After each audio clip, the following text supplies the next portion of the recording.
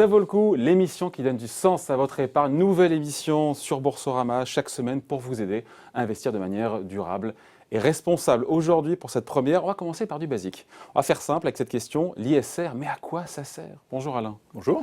Alain Pitous, alors c'est vrai que ces mots-là, ces sigles ESG, ISR, des termes qu'on entend de plus en plus dans la presse ou ailleurs, sans vraiment souvent comprendre la portée. Donc, petit point de vocabulaire nécessaire pour commencer. Alors, on va faire 3 heures non plus. Non, on va faire très simple. Donc, l'ESG, c'est l'analyse des données environnementales, sociales et de gouvernance. Ça, c'est la première chose. C'est le socle de la réflexion. Et après, il y a l'ISR, c'est l'investissement socialement responsable. Donc, il y a 2 étages. On analyse les données et après, on gère grâce à ces données. Donc voilà, donc l'idée c'est l'analyse de la donnée extra-financière. Mais quand je vous écoute, et je ne dois pas être le seul à penser ça, on se dit en gros, ben voilà, les profits d'une boîte, la rentabilité, on s'en moque comme d'une guigne. Ça ne vous intéresse plus? Non, c'est pas du tout ça. C'est intégré bien évidemment dans la réflexion, mais on regarde ces données extra-financières. Alors c'est quoi ces données extra-financières? Il faut savoir que sur une entreprise de taille importante, on prend Renault, Danone, L'Oréal, etc., on a à peu près entre 1000 et 1200 données extra-financières. Alors ça va du E, alors on va analyser les émissions carbone, on va analyser la politique énergétique, on va analyser la qualité environnementale des produits, on va regarder par exemple le S, qui va intégrer les informations sur la politique sociale de l'entreprise, qui va intégrer les aspects formation. On va regarder le G, on va regarder donc la gouvernance, on va regarder le respect des minoritaires, on va regarder comment est composé le conseil d'administration. Exactement, c'est important dans l'analyse des entreprises. Il y a un cas d'école, ou il y a des cas d'école au pluriel, qui montre qu'une boîte qui ne respecte pas ou mal ces critères, et ben ma foi, critères extra-financiers, je le rappelle, risque la sortie de route ou le scandale, enfin voilà, qui risque d'avoir des pépins, quoi. Exactement, ça peut faire effectivement très très mal. C'est-à-dire que si on prend par exemple ce qui s'est passé autour de Boeing, donc un problème de sécurité sur les avions il y a quelques mois, et puis en fait on s'est aperçu au cours de l'enquête qu'il y avait également un problème de comportement de l'entreprise vis-à-vis de ces aspects de sécurité. Ouais. Alors l'impact boursier a été extrême, c'est-à-dire qu'en fait, alors bien sûr l'entreprise existe toujours, elle n'est pas remise en cause dans sa viabilité. Par contre, le cours de bourse est passé en quelques mois de plus de $400 à moins de $100. Aujourd'hui environ 160, c'est une perte de capitalisation de plus de 200 milliards de dollars. Donc un enjeu extrêmement important pour les entreprises qui a été très durement sanctionné par les analystes extra-financiers et par les gérants qui ont pris acte de cette analyse. Dans l'actualité, on peut avoir d'autres exemples. Je repense, alors c'est loin de nous, mais encore pas tant que ça, en Allemagne, le scandale autour de cette fintech allemande, Wirecard, qui avait gonflé ses comptes. Est-ce qu'on peut se dire qu'en amont, l'ESG permet de renifler, de détecter justement ce type de boîte sur lequel il peut y avoir un accident de parcours? Voilà, alors en fait, ou pas d'ailleurs. Oui, tout à fait. Alors parfois, il peut arriver un accident environnemental du jour au lendemain, ça arrive. Bon, ça, c'est des éléments qu'on ne peut pas prévoir. Par contre, sur l'exemple Wirecard, il y a eu plusieurs phases. Il y a eu une première phase il y a 18 mois environ, où il y a eu des premières alertes. Alors, qu'est-ce qui s'est passé à ce moment-là? C'est que nous, nos analystes, regardent dans le détail ce qui se passe. Donc on regarde l'accident, et puis après on va regarder la réponse de l'entreprise. Et la réponse de l'entreprise, c'est ça pratiquement qui est le plus important, c'est-à-dire qu'il peut arriver un accident, il peut arriver un événement quelconque, mais la réponse de l'entreprise est clé. Et en fait, la réponse de l'entreprise ne nous satisfaisait pas à ce moment-là, donc on a commencé à acter le fait qu'il y avait un problème potentiel de gouvernance dans cette entreprise. Et puis au fil des mois, on n'avait pas de réponse très très claire, on a de plus en plus mis l'entreprise de côté, et puis en fait, au bout d'un moment, cette gouvernance et cette expression et ce comportement des responsables de l'entreprise est apparu au grand jour. Et en fait, ils avaient carrément une fraude comptable. Donc l'entreprise, là par contre, à l'inverse de Boeing, l'entreprise va disparaître, puisqu'en fait, c'est trop grave ce qui s'est passé sur cette entreprise. Et donc le gérant ISR, il sort en amont quand il voit justement que les critères environnementaux, sociaux, de gouvernance sont peu ou mal respectés, ces critères extra-financiers. Exactement. Alors, je reviens à la question, l'ISR, à quoi ça sert? Ouais, c'est ça. En fait, ça sert à filtrer, c'est-à-dire que c'est un élément du tableau de bord de la gestion. C'est-à-dire qu'évidemment, on évoquait tout à l'heure les aspects financiers, donc évidemment, tous ces tableaux de bord, on les a, ils sont normés. Et puis nous... Que tout le monde a, d'ailleurs.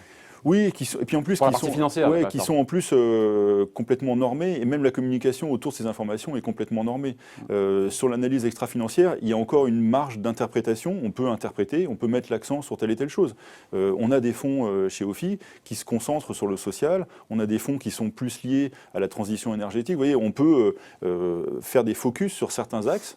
Et le rôle de l'analyste extra-financier, c'est de classer les entreprises au sein des secteurs pour montrer une hiérarchie et puis pour dire dire aux gérants, il y a des aspects financiers, il y a un aspect de valorisation de l'entreprise en bourse, et puis il y a ces aspects extra-financiers qui ont une importance, déjà rien que pour le niveau de risque, ça c'est la première chose. Et puis après, l'autre point qui est important pour nous et qu'on analyse de plus en plus depuis quelques années, c'est la stratégie, c'est-à-dire qu'en fait, c'est l'entreprise, nous il nous semble, et c'est notre philosophie aussi autour de l'ISR, c'est qu'une entreprise qui prend en compte ces aspects extra-financiers dans sa stratégie, donc vraiment une vision long terme, finalement cette entreprise est mieux armée pour faire face à l'environnement économique et boursier qui est extrêmement difficile en ce moment, et plus résiliente, à de meilleurs résultats, et finalement de meilleurs résultats boursiers en étant moins risquée. Donc c'est vraiment l'alliage entre la réflexion sur le risque et la détection d'opportunités pour la suite. Ouais, mais le gérant ISR, quand il voit qu'il y a quelque chose qui cloche en matière d'environnement, de social, de gouvernance, qu'est-ce qu'il fait?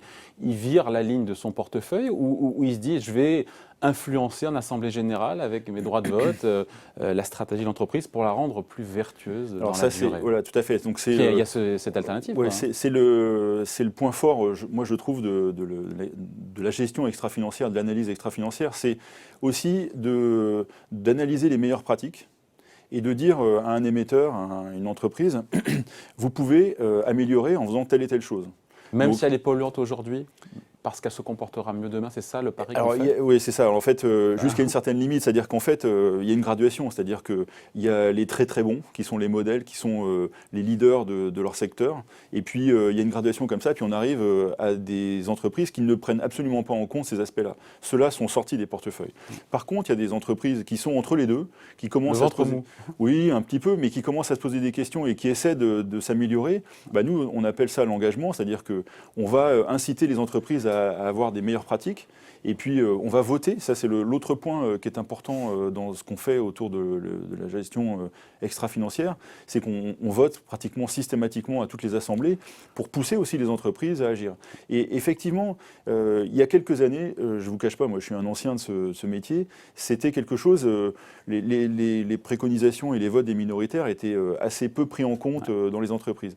Mais les entreprises ont beaucoup changé. En 10 ans et en 5 ans, ça a extrêmement changé. Et là, on est avec une accélération très très forte, poussée par la régulation.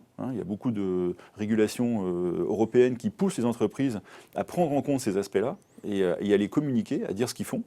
Et donc ça change, et puis ça change aussi également dans la transition énergétique, c'est-à-dire qu'on voit les entreprises s'engager de plus en plus pour faire des économies d'énergie et essayer de créer des produits, entre guillemets, verts pour plus tard. Et pour plaire aussi aux investisseurs, parce qu'il y a une demande aujourd'hui. Alors, oui, c'est ça. Alors, il y a un phénomène qui est très fort depuis, et là, il y a une accélération très forte depuis 2 ans, rien que cette année, pourtant qui est une année assez spéciale quand même, qui est sur le plan boursier, qui est un peu, avec cette crise du printemps, on a des flux qui sont 4 fois plus importants en ce moment sur l'extra-financier qu'ils n'étaient en 2019, qui était déjà une année exceptionnelle. La prise de conscience. Oui, et alors en plus, si vous voulez, ce qui se passe, c'est que, et ça les entreprises sont très conscientes de ça, c'est que ça a un phénomène d'éviction. C'est-à-dire que quand vous êtes vertueux, quand vous avez une bonne visibilité, que vous vous comportez très bien, vous recevez des flux, et puis inversement, les entreprises qui se comportent pas bien... C'est procyclique, comme on dit, hein, le comportement. Mieux on se comporte, plus en matière de flux, et moins bien on se comporte, moins en matière alors la différence de l'aspect valorisation, c'est qu'effectivement, à un moment donné, il ne faut pas que les valorisations deviennent délirantes. Et c'est là que le gérant entre en compte. C'est-à-dire que le gérant, lui, il a ses aspects financiers, il a les aspects extra-financiers, et puis il y a les cours de bourse. C'est-à-dire que nous, notre idée, ce n'est pas non plus d'imaginer que les choses sont éternelles. Et ça ne peut pas être éternel. Et c'est aussi pour ça qu'on pose un gros poids dans notre analyse sur la gouvernance, parce que c'est géré par des êtres humains qui changent, qui peuvent s'améliorer. On n'est pas du tout dans un schéma uniquement de sanctions. On pense que les choses peuvent s'améliorer, mais elles ne sont pas durables, éternelles, et on ne peut pas recevoir des flux avec des niveaux de valo qui seraient non plus complètement délirants. Ce n'est pas du tout notre métier. Donc, en 10 secondes, l'ISR, à quoi ça sert si on devait le résumer en une phrase? Ça sert pour ceux qui doutent encore, s'il y en a. Pour moi, ça sert à 2 choses. Ça permet de contrôler le risque.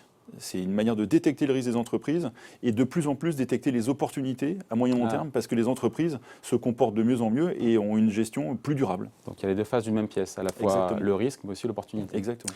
Merci Alain Pitous. Merci beaucoup. On va revenir évidemment la semaine prochaine. Ça vaut le coup, l'émission qui donne du sens à votre épargne sur Boursorama.